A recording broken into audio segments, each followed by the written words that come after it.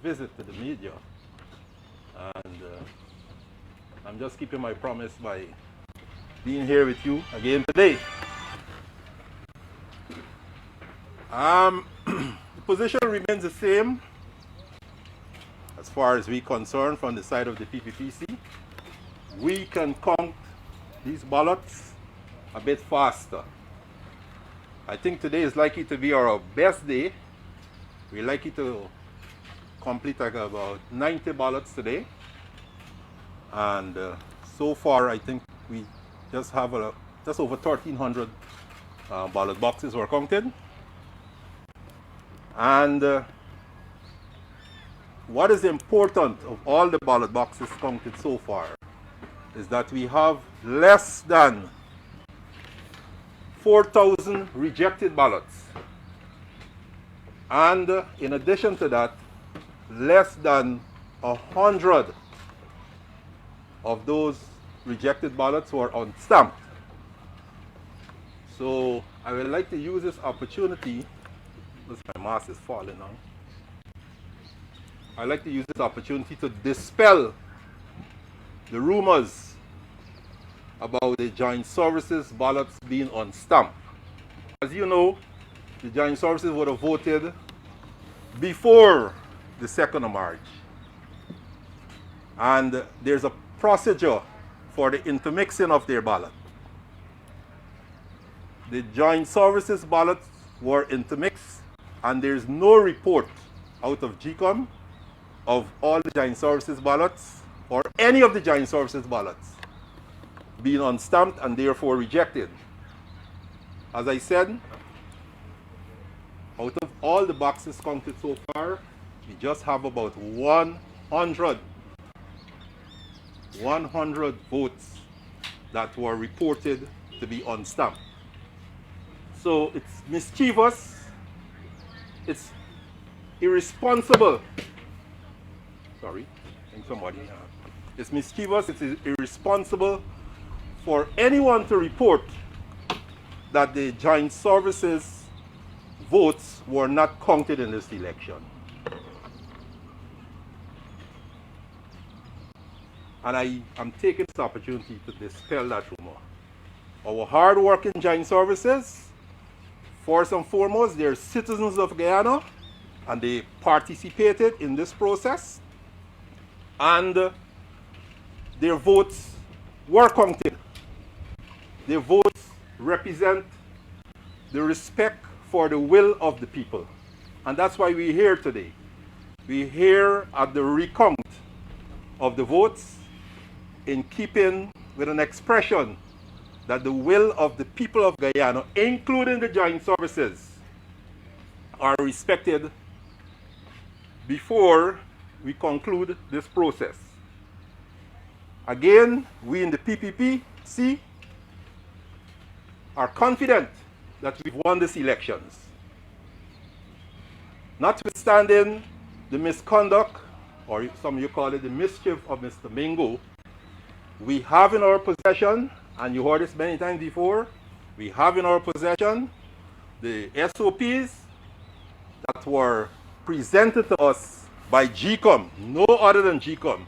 We have our copies of the SOPs from.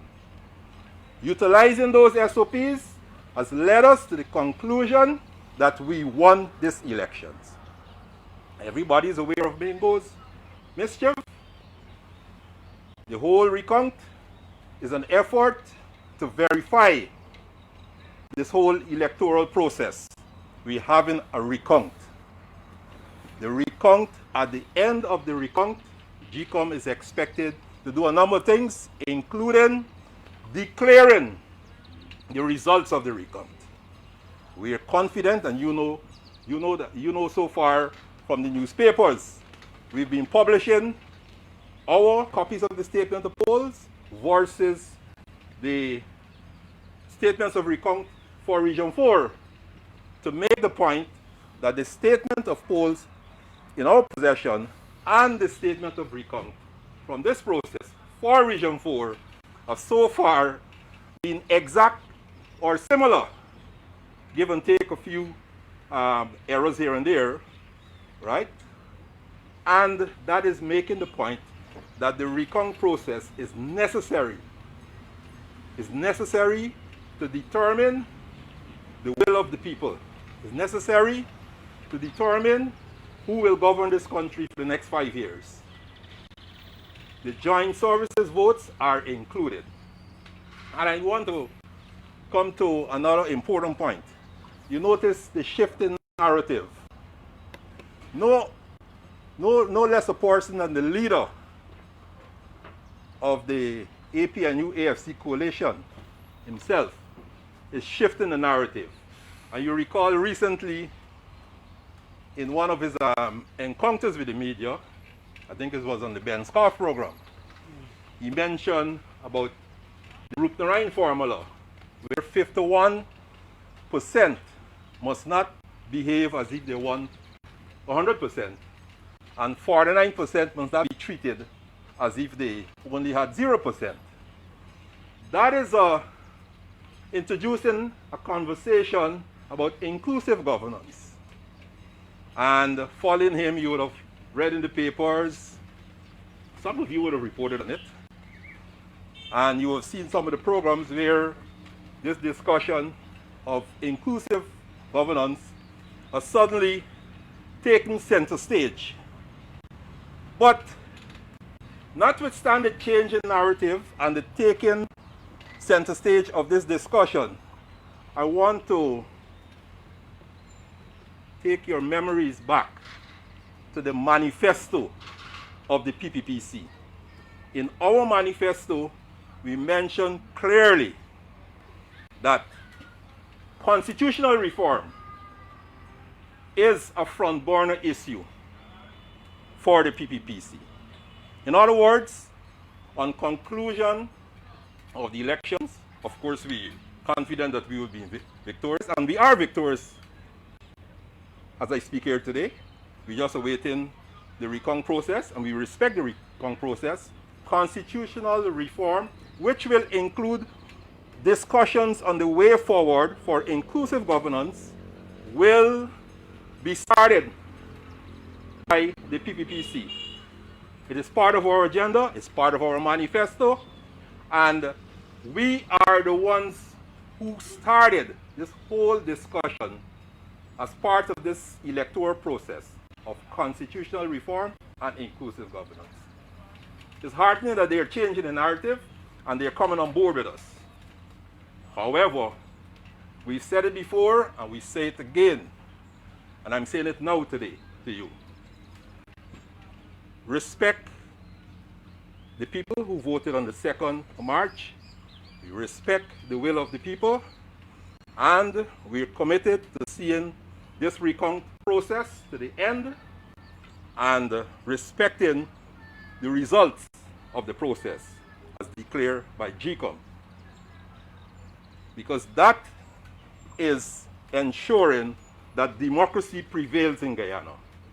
And only through a democratic process we must determine who win or who lose.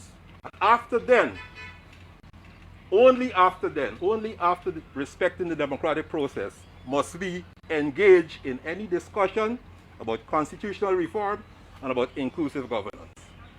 I think I made it very clear, and perhaps now I can open myself to any questions. Mr. Phillips, can you say on this matter of inclusionary government, can you say what structure does the PPP envision for this?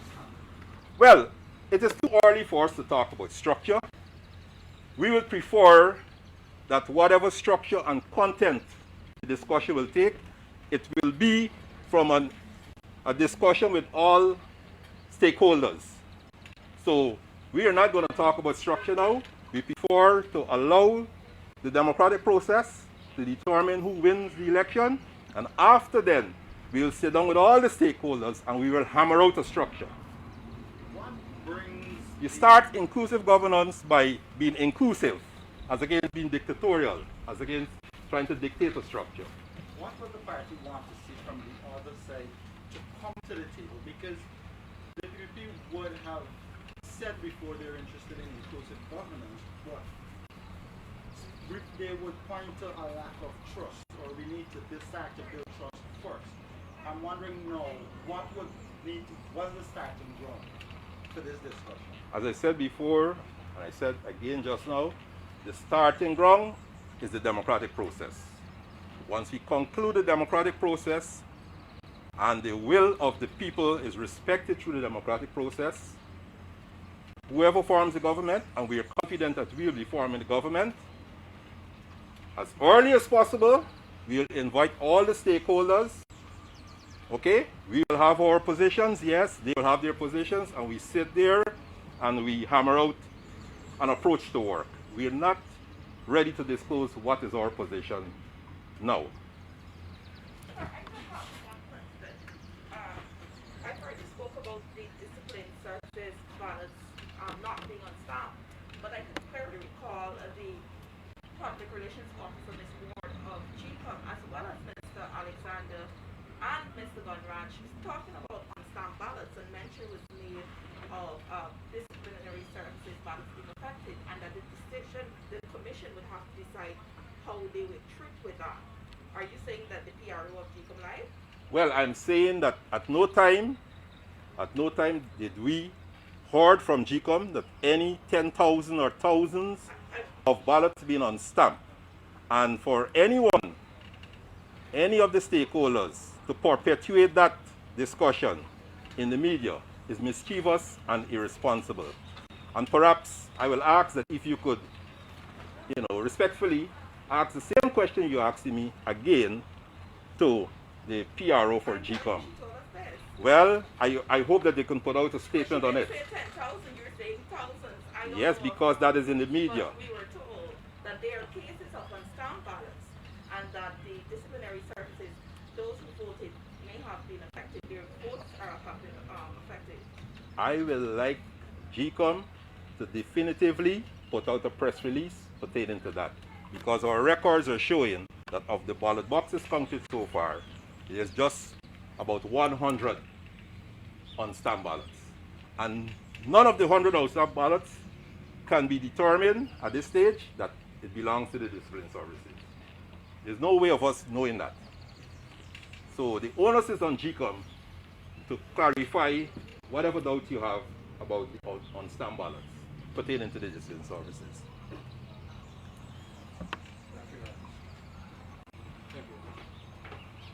Any further questions? Thank you for having me here again. Is there any further points you want to make? I think we'll have more encounters with the media. As you know, we like you to go beyond the 25 days, and therefore there will be an opportunity or more opportunities for us to speak to the media. Thank you for having me here. Have a good evening. Mr. Phillips, if you could come a bit earlier, it would be good for us. You're a bit tired now? No, not tired. Meeting Use the time, deadlines. use time, you know? So some news go at 6, some go at...